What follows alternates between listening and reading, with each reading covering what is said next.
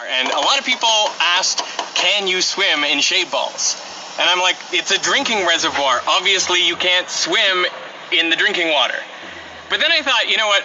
We know the people who actually made these shade balls, and so I could call them up and order them, and sure enough, I've purchased 10,000 shade balls to try to swim in.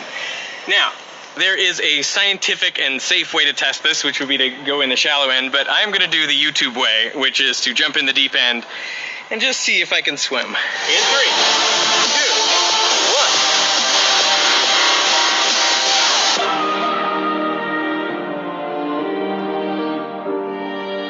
1. It was probably right about now that I thought back to my conversation with the shade ball manufacturer. You don't recommend swimming in shade balls, so do you think it's a bit dangerous, maybe? So dangerous, in fact, that he regularly refuses requests from residential customers. They didn't even want to sell me shade balls. I appreciate you making an exception for our channel and for science, and we will not promote this as a thing that people should do. We will show people what happens, and therefore that they should probably not do it. What makes shade balls inherently more dangerous than other plastic balls is that they're half full of water, so they're heavy. This bag of 1,200 shade balls weighs 300 kilograms or 660 pounds. So when I ordered 10,000 of these things, I didn't really think about how hard it would be to get them home. And now we have them all in the back of a U-Haul. Now the only challenge, getting them out.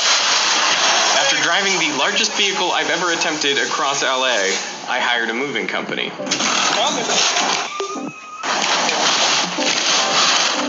There's that one. It's time to release the balls.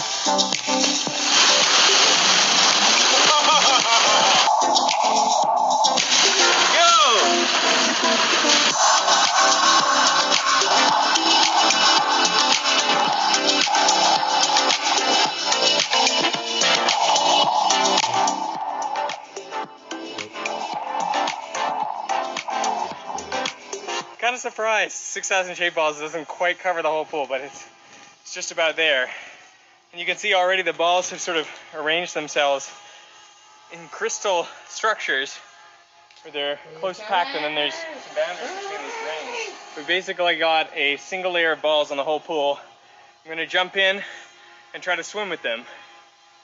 We'll see how that works, and if I can do that, then we have 3,600 more that we can put on top.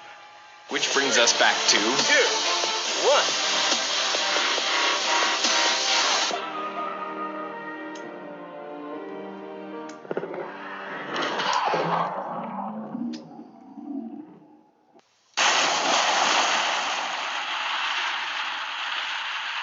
Alright, I'm swimming.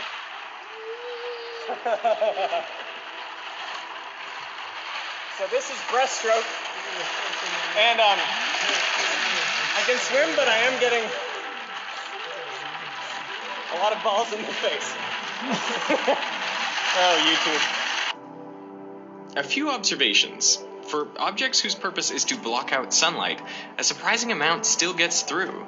That's because even packed as tightly as possible, spheres only cover about 91% of the water surface. Light coming through the cracks and reflecting off the balls makes these really interesting patterns on the bottom of the pool. When swimming through shade balls, the other thing that hits you is the noise. They make so much noise so close to your head that it's virtually impossible to hear anything else. I feel like you're getting an extra workout, frankly. I'm going to try a different swim stroke. I'm going to go over to front crawl or freestyle. Oh, oh. Oh, I feel like I got like a bloody lip.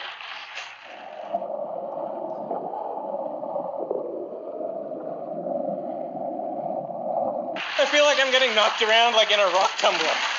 Swimming in shade balls made me reflect on drag, the force that opposes motion when moving through a fluid. Drag is typically proportional to your velocity squared. Why is that? Well, let's imagine these shade balls as particles of their own fluid, and the faster you go, the more of them you encounter per second. But also, the faster they're moving relative to you, and hence the impact they have on you as you push them out of the way. So that's why drag is proportional to v squared, because you run into more of them and they're moving faster relative to you, so they have a greater impact. Swimming is a good workout. Swimming in shade balls. Next level. Next level. So, with it clear that you can swim, albeit with difficulty, in a single layer of shade balls, it was time to test if you can swim in multi-layer shade balls.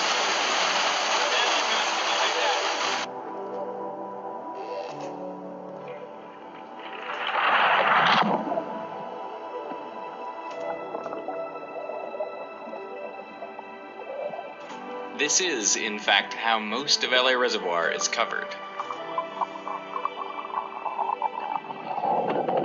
It looks as though you could float on the top. So I'm gonna see if I can run across these shade balls. It's gonna end poorly, I'm sure. 3, 2, 1. Similar attempts to slide across the surface of the shade balls were also doomed to failure. All right.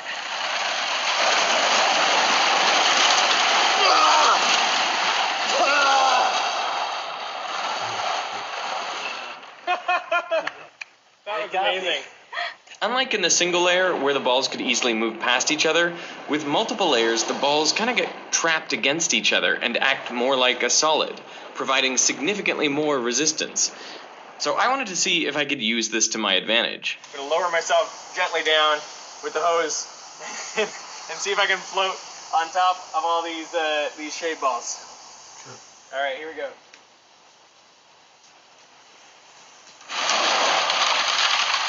Oh, I'm in!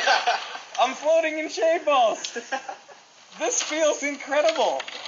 Because I can hardly tell there's water under me. It feels like just being in a ball pit. But it's kind of like quicksand. Oh no! That is exactly like quicksand. Oh my goodness. If you don't move, you're good on the surface, but then if you start moving around, all the balls get enough energy to sort of shift, and then you start sinking down deeper and deeper and deeper.